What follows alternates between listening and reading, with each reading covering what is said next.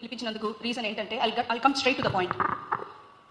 అల్లు అర్జున్ గారు మన రాష్ట్రానికి not only for Telangana, he might be an artist from the Telugu industry, but ఇప్పుడు ఆల్ ఓవర్ ఇండియాకి he's one of the iconic stars.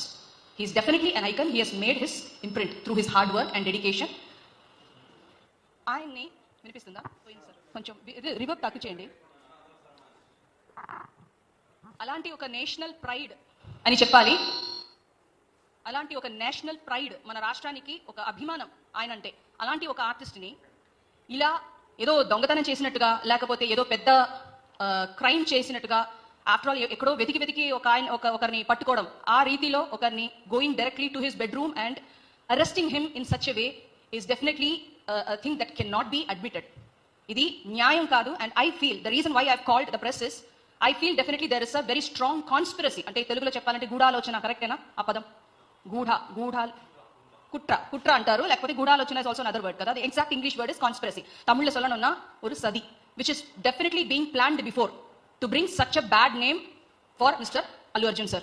This is what I wanted to put forth here, because first thing I would like to mention is A section లో ఆయన arrest చేశారు? Section 105 of భారతీయ న్యాయ సంహిత, section 105.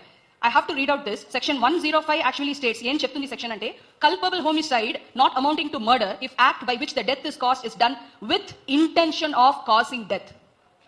ఈ section ఎట్లా applicable అవుతుందండి? Section 105 cannot be applicable because he definitely did not have any intention.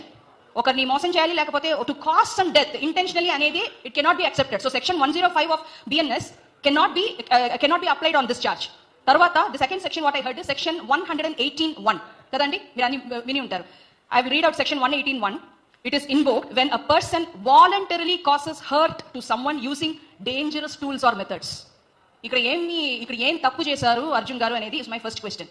And voluntarily causing hurt, ఎవరైనా వెళ్ళి కొట్టారా, లేకపోతే కొట్టడానికి ప్రయత్నం చేశారా, లేకపోతే దానికోసం ఏదైనా అజెండా చేశారా? And using dangerous tools or methods. What was the dangerous tool that is being used?